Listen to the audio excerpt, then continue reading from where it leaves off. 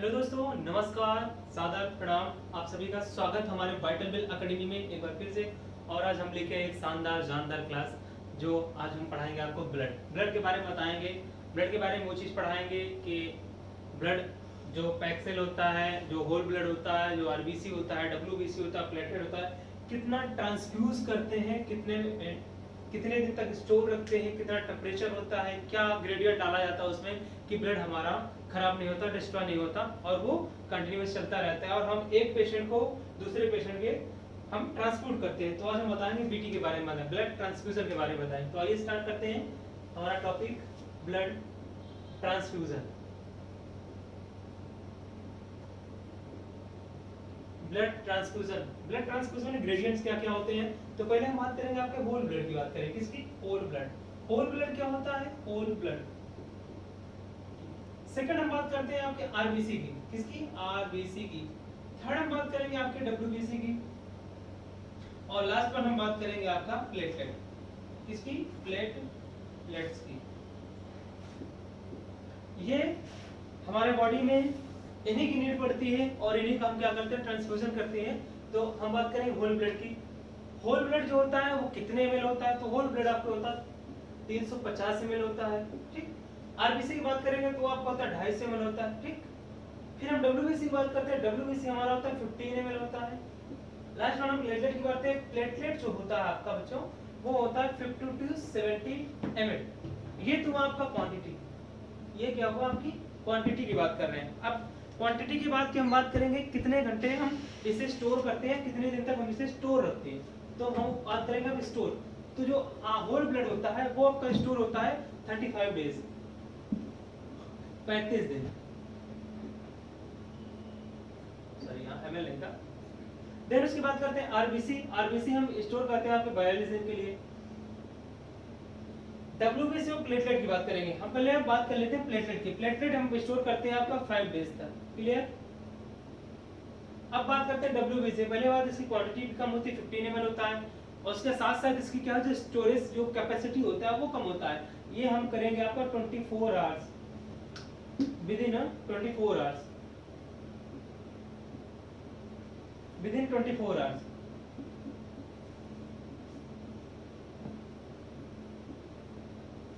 घंटे तक हम इसे स्टोर करते हैं। चलिए अब टेम्परेचर की बात करेंगे। ये हुआ आपका ब्लड, ये हुआ आपका क्वांटिटी और ये हुआ आपका स्टोरेज डे। अब हम बात करेंगे टेम्परेचर, कितने टेम्परेचर में हम स्टोर करते हैं। इन तीनों का जो टेम्परेचर होगा वो आपका सेम होगा। कितना सेम होगा? वो होगा 2 to 6 डिग्री सेंटीग्रेड। फिर हम प्लेटलेट की बात करेंगे। प्लेटलेट जो होता है रूम टेम्परेचर में करते हैं। किसमें? Room temperature. अब रूम टेम्परेचर कितना हो सकता है? रूम टेम्परेचर या फिर हम करेंगे उसको 22 डिग्री फ़ारेनहाइट सेंटीग्रेड। क्लियर? यहाँ तक सही? वो सेंटीग्रेड है, फ़ारेनहाइट नहीं है। तो यहाँ तक क्लियर है आप लोगों को? चलिए अब हम बात करेंगे कि कितने टाइप्स के होते हैं जिन्हें हम स्टोर करते हैं। पहला तो होता है आपका FFP मतलब फ्रेश फ्रोजन आपका प्रेसिपिटेट। सेकंड फिर आप कहते हैं Cairo precipitate, fresh frozen plasma, और दूसरा आपका कैरियो प्रेसिपिटेट। क्लियर? चलिए आगे बात करते हैं हम इसके कहते हैं कैसे हैं उसको हम स्टोर करेंगे, उसके बारे में हम चर्चा करेंगे। तो आइए नेक्स्ट टॉपिक हमारा चलता है कि इसमें क्या क्या होते हैं वो बात करेंगे। तो पहले हम बात करते हैं FFP। FFP दूसरा आपका क्रायो प्रेसिपिटेट।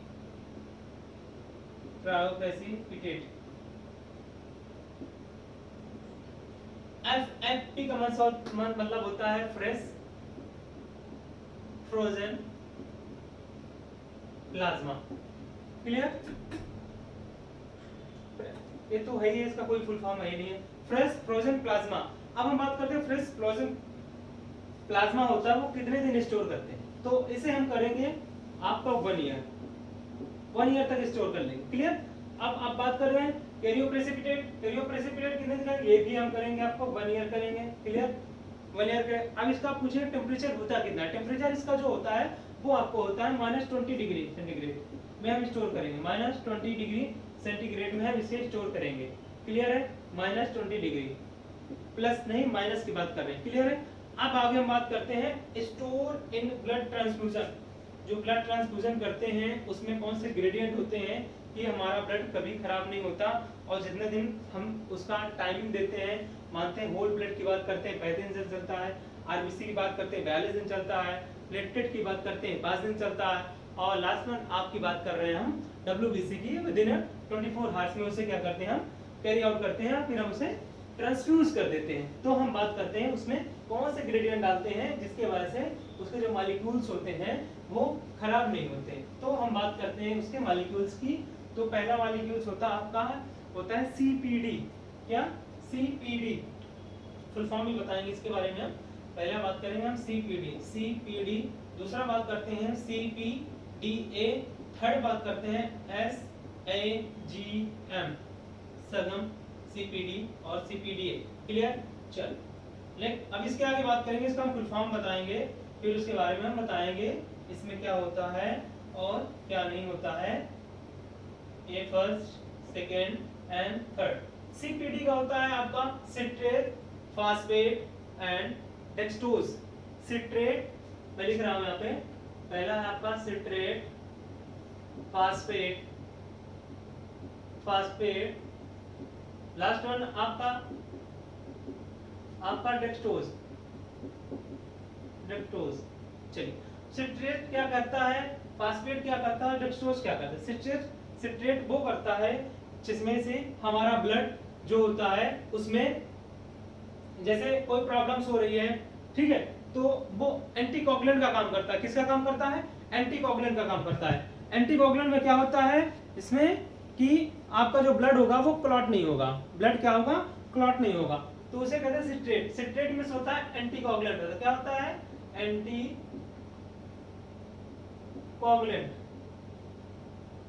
एंटीकोगुलेंट होता है। जो फास्फेट होता है वो क्या होता है, फास्फेट क्या करता है, जो पीएच का फॉल होता है ना उसे डिक्रीज करता है। क्योंकि हमारे जो ब्लड का पीएच होता है, आप लोगों को पता होगा ब्लड का पीएच, ब्लड पीएच आपको पता है 7.35 से लेके 7.45 होता है। क्लियर?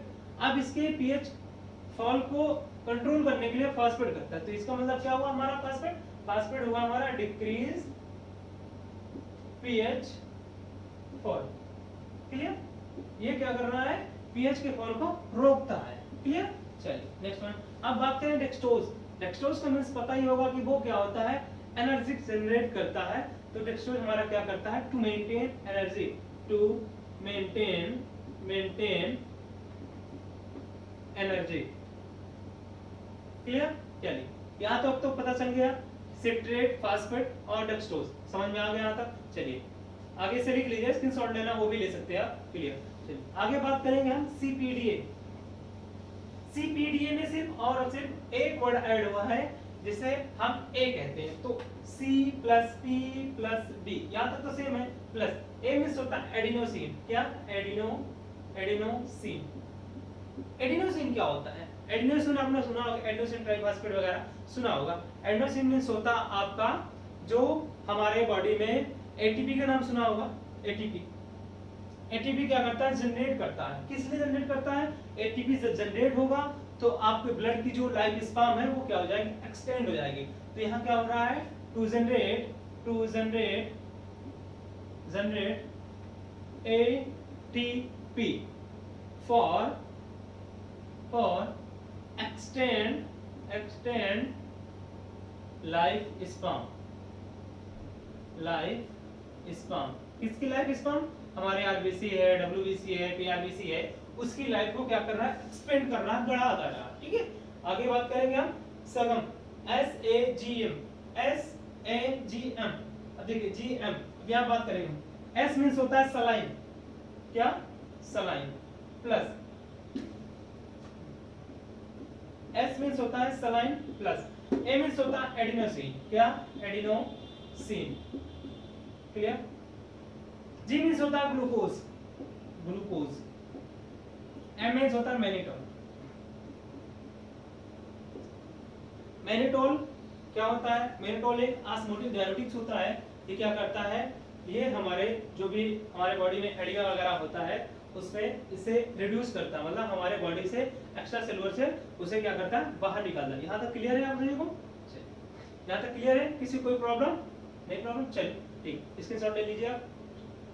आगे हम बात करेंगे इसके, एक टॉपिक है हमारा ब्लड ट्रांसफ्यूजन, जो हमारा मेन टॉपिक है उसी में चल रहा है। यहाँ तक क्लियर है कि हमारे ग्रेडियंट में इसमें क्या क्या पाया जाता है ब्लड में, जो कि हमारा ब्लड खराब नहीं होता, वो क्या क्या है, CAD, ठीक है, CPD, ठीक है, CPDA, और एक हमारा SGAM या SAGM, सॉरी SAGM, ये हमने अभी तक बता दिया है। अब आगे हम बात करेंगे इसे, आगे क्या बात करेंगे कि जो ब्लड ट्रांसफ्यूजन होता है वो 3 प्रकार के होते हैं। कैसा, पहला जो आपका होता है होमोलोगस, दूसरा आपका होता है डेफिनेटिव, और तीसरा आपका होता है ऑटोलोगस। तो होमोलोगस क्या होता है, होमोलोगस बात करेंगे हम पहले होमोलोगस की, होमोलोगस। सेकंड वन आपका होता है डेफिनेटिव, डेफिनेटिव, ठीक है, डेफिनेटिव। थर्ड में क्या आपका आता है, थर्ड में आपका आता है ऑटोलोगस, ऑटोलोगस। अब होमोलोगस क्या होता है, डेफिनेटिव क्या होता है, और आपका ऑटोलोगस क्या होता है। डेफिनेटिव, होमोलोगस मींस होता है, होमोलोगस मींस आपका रैंडमली, हम किसी को रैंडमली ब्लड ट्रांसफ्यूज करते हैं, उसे हम क्या कहते हैं, होमोलोगस कहते हैं, ठीक है। डेफिनेटिव मींस होता है specific person, specific person means क्या होता है कि ऐसे पर्सन को जिन्हें हम दे सकते हैं, अपने कजिन को, अपने घर में मम्मी को, पापा को, भाई को, किसी को हम दे सकते हैं। ऑटोलोगस मींस होता है self donation, self donation. Self donation कैसे, जैसे मान लीजिए मुझे कोई सर्जरी होनी है, अब डॉक्टर ने बताया अभी ये चल रहा है, मान लीजिए आपका अगस्त चल रहा है, बोल रहे हैं कि सितंबर, लास्ट सितंबर तक आपकी सर्जरी होनी है, तो मुझे खुद का डोनेट करना, मुझे खुद का ही ब्लड लेना है, मुझे किसी का ब्लड नहीं लेना, खुद का ब्लड लेना, मुझे किसी का ब्लड लेना ही नहीं है। तो इसके लिए क्या करना है कि आपका ब्लड वो 11 ग्राम से एबव होना चाहिए, पहली कंडीशन। दूसरी कंडीशन यह है, सर्जरी के 5 वीक से पहले आप दे सकते हैं, 5 वीक से पहले। थर्ड कंडीशन क्या है, या फिर कोई कारणवश, जैसे डॉक्टर ने बताया कि आपको सर्जरी आज मान लीजिए 13 है, आपको सर्जरी 20 तारीख को होनी है, 17 को होनी है, तो मुझे सर्जरी से 3 दिन पहले तक ही ब्लड को हमें डोनेट करके स्टोर कर देना है, या फिर हम कर सकते हैं 3 डेज। अगर हम पूछ लिया कि सर्जरी कितने दिन पहले, मैक्सिमम डेज तो आप बताएंगे 5 वीक, अगर मिनिमम बता दिया तो आप कितने दिन बताएंगे, 3 डेज, 3 दिन, ठीक है। यहाँ तक क्लियर है, यहाँ तक सभी क्लियर है, ठीक है, ओके। अब हम बात करते हैं ब्लड ट्रांसफ्यूजन की, जो आपका फिल्ट्रेशन आता है उसका गॉस कितना होता है, फिल्ट्रेशन जो भी साइज कितना होता है उसकी बात करेंगे। तो आगे बात करेंगे, एक अपना यहीं पे है ब्लड ट्रांसफ्यूजन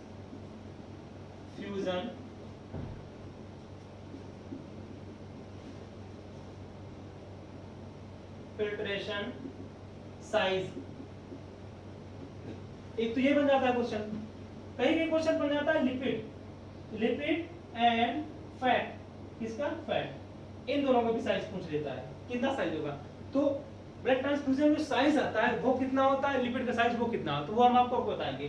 तो ब्लड ट्रांसफ्यूजन साइज जो होता है 0.22 माइक्रोमिली, क्लियर। अब फैट और लिपिड की बात करें, फैट और लिपिड जो होता है वो आपका 1.2 माइक्रोमिली। कई बार क्वेश्चन में आया है कि जो ब्लड ट्रांसफ्यूज करते हैं उसमें जो हम यूज करते हैं पीटी सेट यूज करते हैं, आप लोगों ने देखा होगा पीटी सेट। मैं बना रहा हूँ चैम्बर, वैसे एक्चुअली मुझे ड्राइविंग मेरी कमजोर है, तो मैं एक बार ट्राई कर रहा हूँ। ये ऐसे बनता है, देन इसके बाद ये आता है, फिर यहाँ पे रेगुलेटर लग जाता है, रेगुलेटर यहाँ लग जाएगा, ठीक है।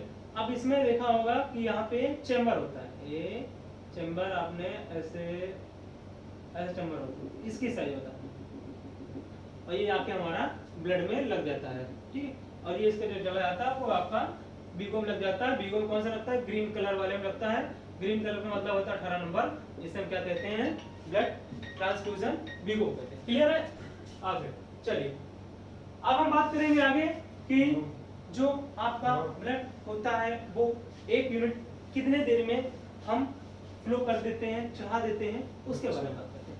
तो अब नेक्स्ट अपना टॉपिक है, आप लोग उम्मीद करता हूँ जो पढ़ा रहा हूँ, जो समझा रहा हूँ, जो एक्सप्लेन कर रहा हूँ वो समझ में आ रहा है।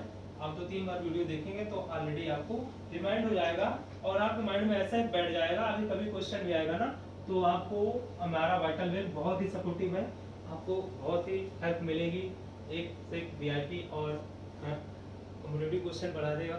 तो हम आपको आगे बात करेंगे हम blood flow initiative. Blood flow initiative मतलब क्या होता है कि जो ब्लड जा रहा है वो 1 मिनट में कितना देना, ब्लड फ्लो इनिशिएटिव। देखिए अगर पेशेंट को फीवर है, पेशेंट को फीवर है तो हम उसे ब्लड देंगे या नहीं, कमेंट करके जरूर बताना। ये क्वेश्चन आपके लिए होमवर्क है। अगर ब्लड को पेशेंट को फीवर है तो क्या हम उसे ब्लड डोनेट करेंगे, यस या नो, ये हमारे कमेंट में करना, हमारे यूट्यूब चैनल में कमेंट जरूर करना। ये आपसे क्वेश्चन मेरा, और बाकी आंसर में इसको जब आप कमेंट करेंगे तब मैं आपको आंसर इसके बारे में बताऊंगा और एक्सप्लेन भी करूंगा कि क्यों नहीं देते हैं टेम्परेचर, या देते हैं या नहीं देते, व्हाटएवर आई डोंट नो, वो आप लोग बताएं। मैंने तो आंसर बता ही दिया, लेकिन आप लोग जरूर बताना। क्लियर है? चलिए अब ब्लड फ्लो इनिशिएटिव क्या करना है कि हमें पेशेंट को 10 ड्रॉप पर मिनट 10 ड्रॉप पर मिनट हमें देना है। कितने देर तक देना है? कम से कम 15 मिनट। और पेशेंट क्या करना है? 15 मिनट तक हमें क्या करना है? ऑब्जर्व करना है। क्यों? पेशेंट को शिवरिंग हो सकती है, किसी भी प्रकार को से क्या हो सकता है कि एलर्जी हो सकती है, तो हमें 15 मिनट तक उसे चेक करना है, 15 मिनट तक हम उसे ऑब्जर्व करना है। देन उसके बाद उसका वाइटल भी देखते रहना है। उसके बाद की बात बताएं, जब तक आपने 15 मिनट लगाया, आपने पूछा आपको पहले से ब्लड लगा था या नहीं लगा था, कंसल्ट तो लेना कंपलसरी है। ये हमारे नर्सिंग प्रोफेशन में है ही, कुछ भी कराने से पहले हमें मरीज से सहमति प्रमाण पत्र लेना बहुत ही जरूरी है। जिस प्रकार खाने में नमक, अगर आपने नहीं लिया तो आप पर कोई ना कोई दिन कोई ना कोई घटनाएं घट सकती है, उसमें आप सफरवर बनेंगे। तो फिर आपको समझ में आ जाएगा कि कंसल्ट लेना क्यों जरूरी है, क्यों कंपलसरी है। ठीक है, अब हम आगे बात करते हैं। कुछ नोट्स पॉइंट्स है मेरे पास, वो हम बताएंगे। 3 नंबर तो समझ में आ गया कि 15 मिनट तक ऑब्जर्व करेंगे, उसके बाद एवरी 1 आवर्स में हम उसका वाइटल चेक करते रहेंगे। ठीक है, चलो अब आगे हम बात करते हैं इसी के आगे क्या है कि हम बताएंगे थोड़े कुछ नोट्स पॉइंट है, आप डाल लीजिए या स्टार लगा लीजिए। तो नोट पॉइंट है हमारे पास कि अगर हम कोल्ड ब्लड चढ़ाएंगे तो क्या होगा? Cold blood. ठीक है, अगर हम फास्ट ब्लड फ्लो करेंगे, फास्ट ब्लड फ्लो करेंगे तो क्या होगा? अगर हम लेट करेंगे तो क्या होगा? उसके बारे में बताएंगे। कोल्ड ब्लड अगर हम चढ़ाएंगे ठंडा, जैसे हमने क्या किया, ब्लड आया और हम क्या किया, डायरेक्ट उसे पेशेंट को क्या कर दिया, अप्लाई कर दिया, चढ़ा दिया, तो उसमें क्या होगा? तो उसमें होगा कार्डियक डिसअरिथमिया होगा। ठीक है, क्या होगा? Cardiac dysarrhythmia, clear? चलो फास्ट ब्लड करेंगे तो क्या होगा और स्लो ब्लड करेंगे तो क्या होगा? अगर फास्ट ब्लड करेंगे तो क्या होगा? इसमें कार्डियक ओवरलोड होगा, कार्डियक ओवरलोड होगा। अब ओवरलोड मींस होता है हमारे ब्लड, जितना भी हमारे हार्ट को सफिशिएंट ब्लड चाहिए, मान लो 10 ml चाहिए, तो 10 ml की जगह आपने क्या कितना कर दिया? 250 ml कर दिया, तो क्या होगा हमारा? टेक्निकल के प्लीज मोबाइल साइलेंट करिए, आप डिस्टर्ब हो रहा है। तो इसे क्या करना है कि आपको एक मिनिमम टाइम में आपको फ्लो करना है उसके लिए। अगर हम लेट ब्लड फ्लो करेंगे तो क्या होगा? इन्फेक्शन होगा। क्या होगा? इन्फेक्शन होगा। इन्फेक्शन कौन सा होगा? सेप्टिसीमिया होगा। क्या होगा? सेप्टिसीमिया होगा। क्लियर? चलो अब आगे इसके बात करते हैं कि हम 1 मिनट ब्लड कितने हार्स में कंप्लीटली चढ़ा सकते हैं, या 1 मिनट ब्लड देने से क्या क्या हमारे बॉडी में चेंजमेंट आता है, तो उसके बारे में बताएंगे। यहाँ तक क्लियर है? चलिए आगे बात करेंगे कि 1 यूनिट हमें जब भी ब्लड ट्रांसफ्यूज करते हैं तो कितना ग्राम यूनिट बढ़ता है हमारी बॉडी में। तो बात करेंगे कि 1 PRBC, अगर 1 यूनिट हम ब्लड दे रहे हैं, 1 यूनिट ब्लड ट्रांसफ्यूज कर रहे हैं, तो कितने मिनट में करेंगे, कितने घंटे में करेंगे? तो उसका टाइमिंग है 2 to 4 आवर्स, 2 से 4 घंटे में हम कर सकते हैं। क्लियर है? चलिए आगे बात करेंगे कि अगर पेशेंट को हमने ब्लड ट्रांसफ्यूज किया, ब्लड हमने क्या किया, ब्लड को ट्रांसफ्यूज किया, ट्रांसफ्यूजन किया। देन अगर जैसे मान लें हमने तुरंत ब्लड ट्रांसफ्यूज किया, आप सोचो कि हम तुरंत चेक कर लें कि कितना ml उनको या कितने ग्राम उनको ब्लड बढ़ा, तो दैट्स इम्पॉसिबल है कि आपने जैसे ब्लड दिया वैसे आपको ब्लड बढ़ जाए, वो नहीं हो सकता। आपने ब्लड ट्रांसफ्यूज किया, देन आपको करना क्या है, 4 से 6 घंटे तक ऑब्जर्व करना है पेशेंट को, ठीक है। देन उसके बाद फिर आप क्या करेंगे, चेक करेंगे उसका, क्या चेक करेंगे, सीबीसी में क्या, एचबी, क्लियर। अब एचबी कितना बढ़ेगा, तो एचबी में आपको ये बता दे रहा हूं 1 ग्राम ही बढ़ेगा मेरे बाबूजी, 1 ग्राम ही बढ़ेगा, लग रहा 1 ग्राम ही बढ़ेगा। 1 यूनिट दिया आपने, 250 ml दिया या 3 3.5 ml दिया, तो 1 ग्राम ही बढ़ेगा। आप इसमें सोच रहे हो कि ऐसा क्यों हुआ, तो एक और अब आगे आता है कि इसमें एक और चेंजमेंट आएगा जो आता है हेमाटोक्रिट। हेमाटोक्रिट कितना होता है, हेमाटोक्रिट आपका बढ़ेगा 3%, क्लियर। चलिए क्लियर यहाँ तक। तो आज हमने क्या पढ़ा, तो आज हम पढ़े हैं कि ब्लड में क्या क्या पढ़ा, ब्लड में हमने पढ़ा होल ब्लड पढ़ा, डब्ल्यूबीसी पढ़ा, आरबीसी पढ़ा, प्लेटलेट पढ़ा, और हमने क्या क्या पढ़ा कि 1 मिनट में कितना ब्लड बढ़ता है। हमने उसमें ग्रेडियंट्स पढ़ा, ग्रेडियंट क्या पढ़ा, सीपीडी पढ़ा, सीपीडीए पढ़ा और एसएजीएम पढ़ा, उसके बारे में पढ़े, ग्रेडियंट्स पढ़े, क्या क्या पढ़ना था इसमें हमने उसे बता दिया। और लास्ट में हमने बताया कि हमारे 1 यूनिट ब्लड में कितना ग्राम ब्लड बढ़ता है और हेमाटोक्रिट कितना बढ़ता है और कितने हाथ में हमें चेक करना है, और एक यूनिट ब्लड कितने हाथ में हमें कंप्लीटली उसे चढ़ाना है, उसके बारे में पढ़ाए। और मेरा एक क्वेश्चन है आपसे कि अगर किसी मरीज को फीवर है तो हम उसे क्या ब्लड ट्रांसफ्यूज करते हैं, तो कमेंट जरूर करिएगा मेरे इस क्वेश्चन पे। और स्वस्थ रहिए, मस्त रहिए, जहाँ रहिए बहुत अच्छे से रहिए। और हमारे वाइटल वेल अकेडमी में चैनल को सब्सक्राइब करें, लाइक करें, शेयर करना बिल्कुल मत भूलिए। धन्यवाद, नमस्कार, धन्यवाद।